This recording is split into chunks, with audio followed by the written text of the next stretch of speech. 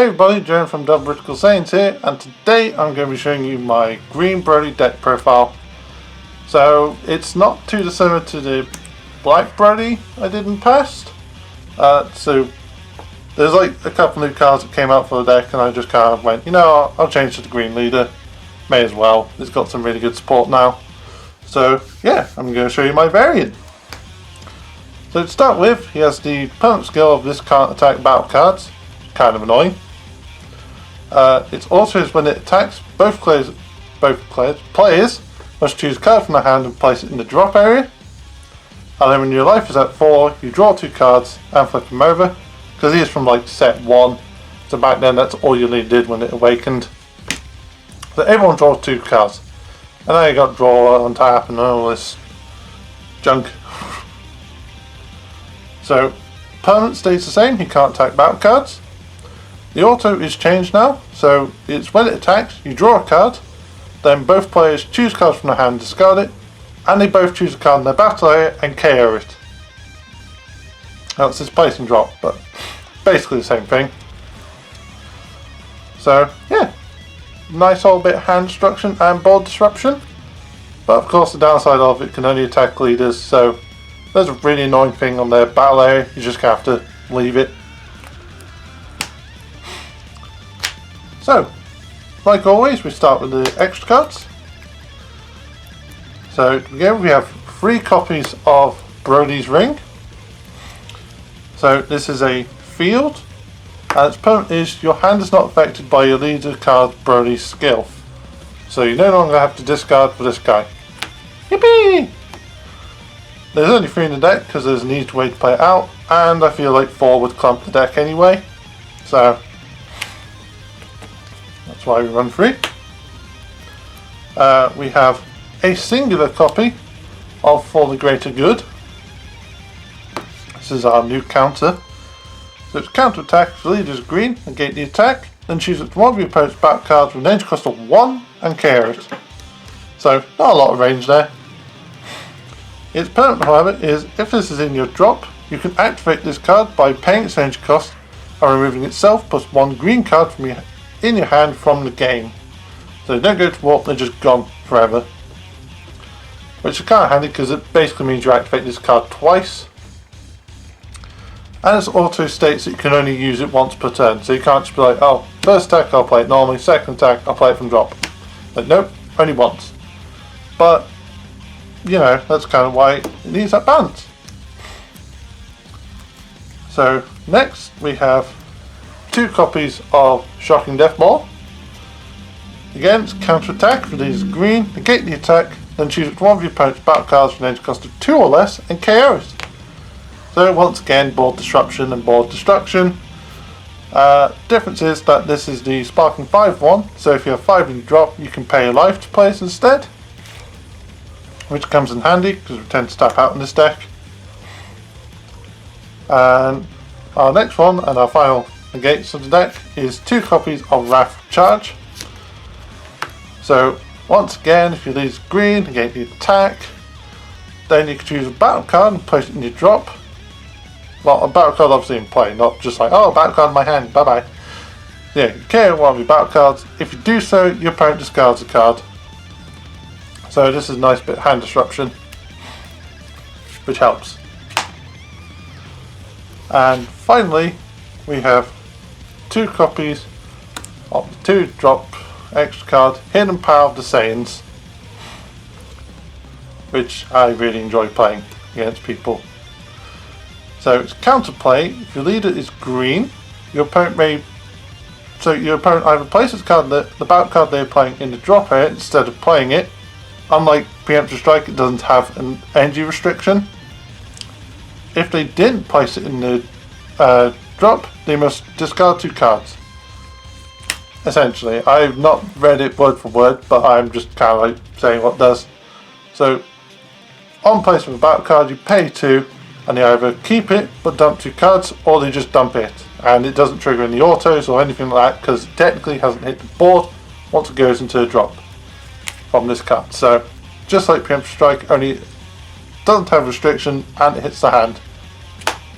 Potentially. Is why I prefer it. because it hits hand and it doesn't have a restriction.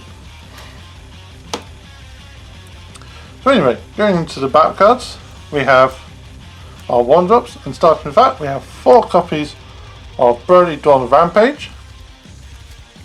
So this is auto of when you play this card, look at 7 cards from the top of your deck, add 1 green Brody card among them to your hand, then shuffle your deck.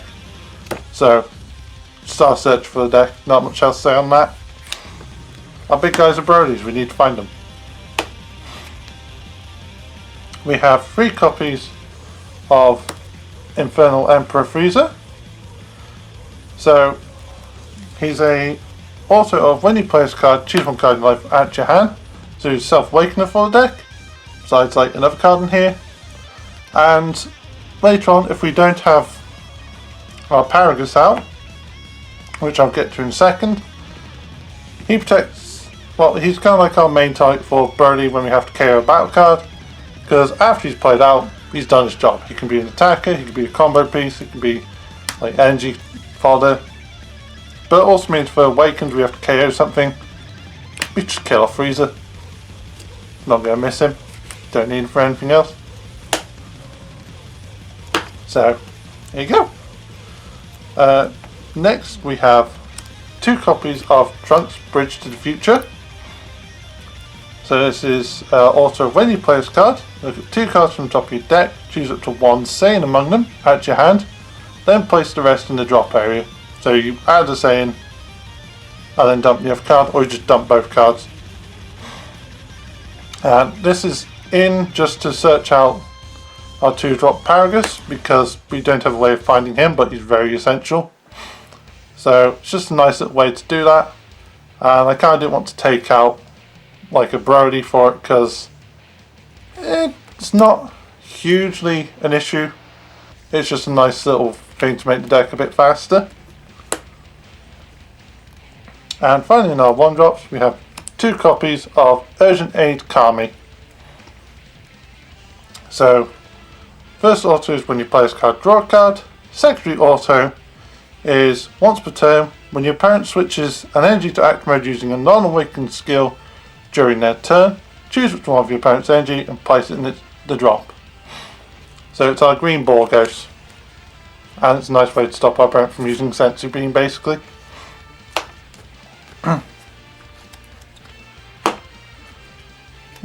So now moving on to our 2-drops, we have 3 copies of Cheatline the Beautiful.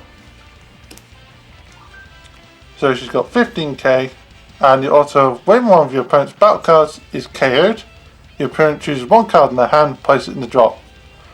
So this is directly tying in with our leader's effect, because when our leader attacks they have to KO something, and then they discard a card.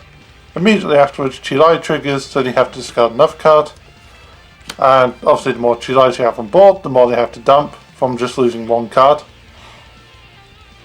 So that's why we have her in, just further disruption. Ideally you don't attack with her unless your opponent's got nothing. It's basically just end game if you do, because we don't want her getting taken out. So next we have our super combo for the deck, which is 4 copies of Ever Dependable Bulma, as I can't stop finding uses for this card apparently. So its auto is when you combo with this card, if your leader is a Shenron or a green Saiyan and your life is at 5 or less, you draw a card and she gains 10,000 combo power for the duration of turn. Again, it's just, out of all the super combos, you tend to be on full life with this deck. I did try using the Sparking one as well, but I just never hit Sparking 5 quick enough. I hit full life quick enough, just not Sparking 5, so I was like, oh, well, switch out. And because she can activate on 5, it just makes a better version for our green Saiyan leader. So, I mean, you can use new ones that just gain 10k regardless, but I personally just think Bulma's kind of better for the same reason. So anyway, our next 2-drop is 4 copies of Paragus Quelling the Beast. So this is like our other setup card for the deck. So he has the permanent of cards in your battle can't be placed in your drop by your skills. So basically Brody doesn't kill your battle cards. And he has also when you play him draw a card. But the main thing is that he stops your lead killing stuff. So you have Brody's Ring to protect your hand and Paragus to protect your board. And then because your opponent's affected by both, Cheatline comes in and just makes it a nightmare for them. Or she'll just say like attack, draw a card, carry on. So, but yeah, we kind of need to see Paragus turn 2 ideally. It's not that easy, but oh well. And finally in 2 drops we have a singular copy of Sorrowful Strike TN. Just that a bit there. That's better. So TN again is a wordy one. It's when you combo with this card and your leader is green, you choose a card from your hand and place it in the drop. If you do so, you choose one of the following effects. You either choose up to 3 battle cards from range cost of 3 or more and a power 35 or less in your drop and place them at the bottom of your deck in any order. Or you choose a battle card in your opponent's drop out and return it to your opponent's deck, then your opponent shuffles their deck. So yeah, I put this in just because I had some space and I was like, well, you know what? If I go up against like say Janemba, I can either put some cards back in my deck or I can muck up their whole like bottom of deck, play Janemba out, for example. And yeah, you know, just like put something else in, shuffle their deck and then they don't know what's at the bottom. But it is mainly there just to get some stuff back in because we have a bit of a mill in here. So it's like ideally if the game's going on too long, you activate TN and just get some cards back to help you play out some more. So that's our 2 drops. Next we have our 3 drops, which starts off with 3 copies of energy powered Go Tanks. So it's a 3 drop 15k power. And here's the auto when this card attacks the leader, your opponent chooses a card from the hand and place it in the drop. So again, just hand disruption. Purely in this hand disruption, nothing else really.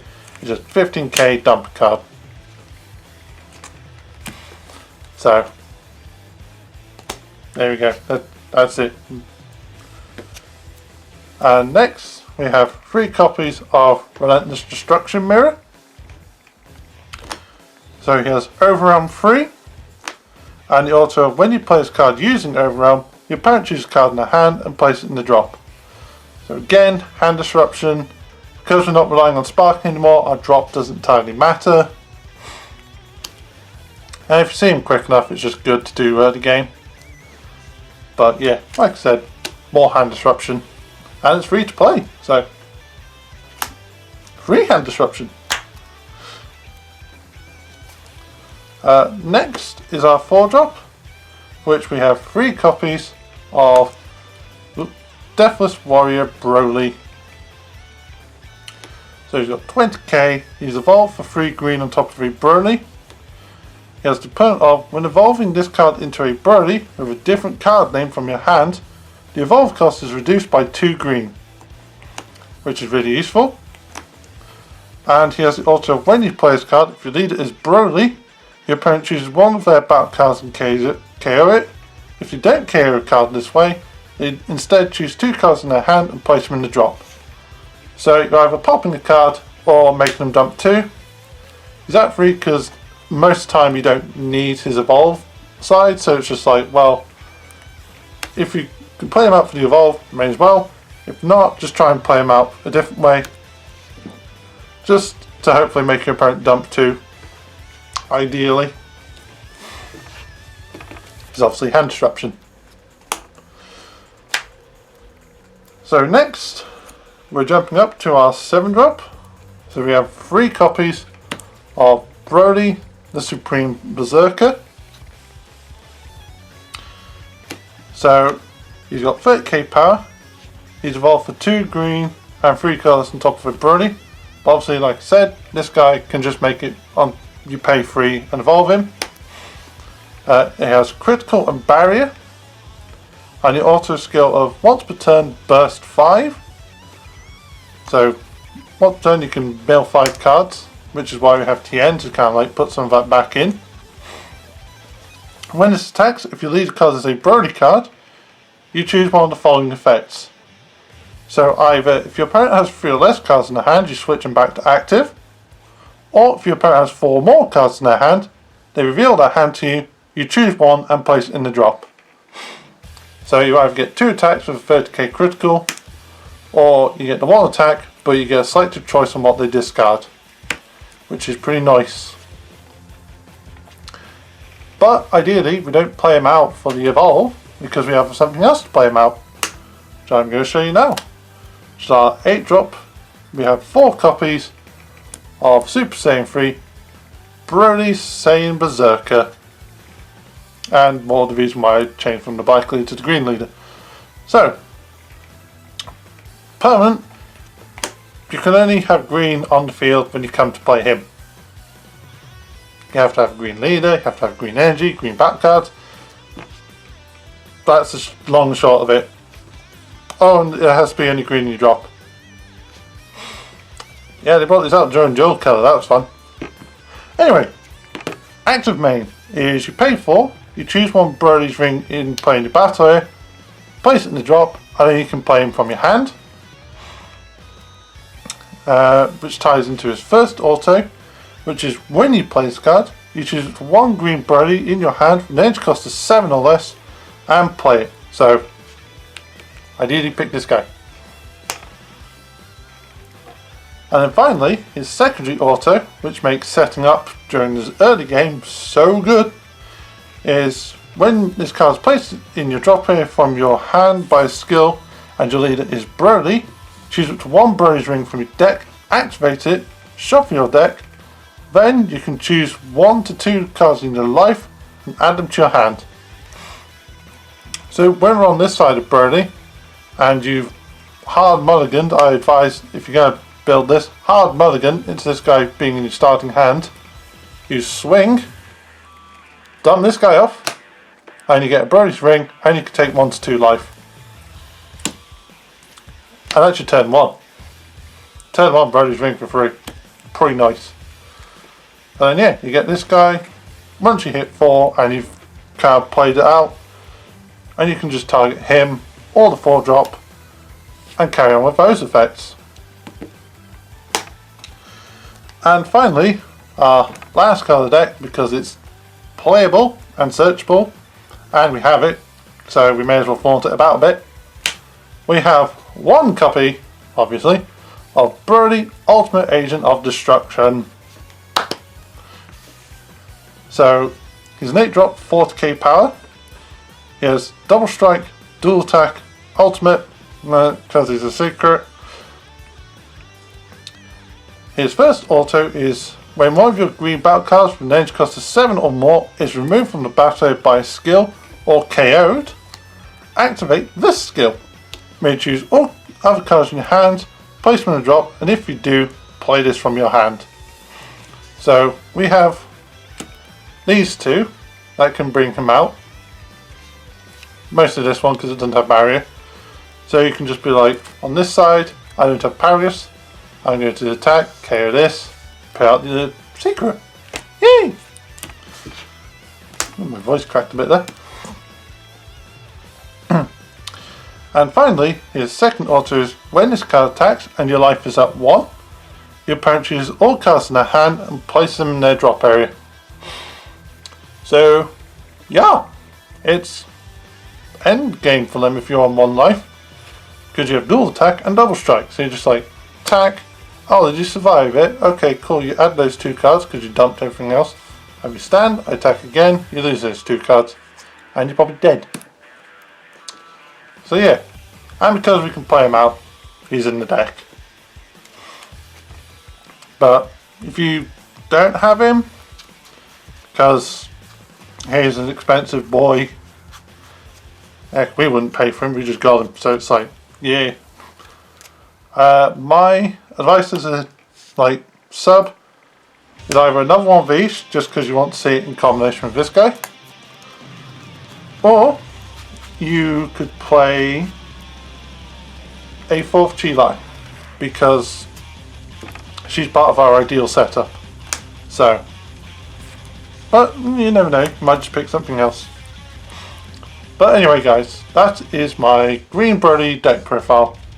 Once again, leave your thoughts in the comments. We love reading them. We love seeing like ideas and takes, and it gives me something to do. And we'll see you all next time. Bye.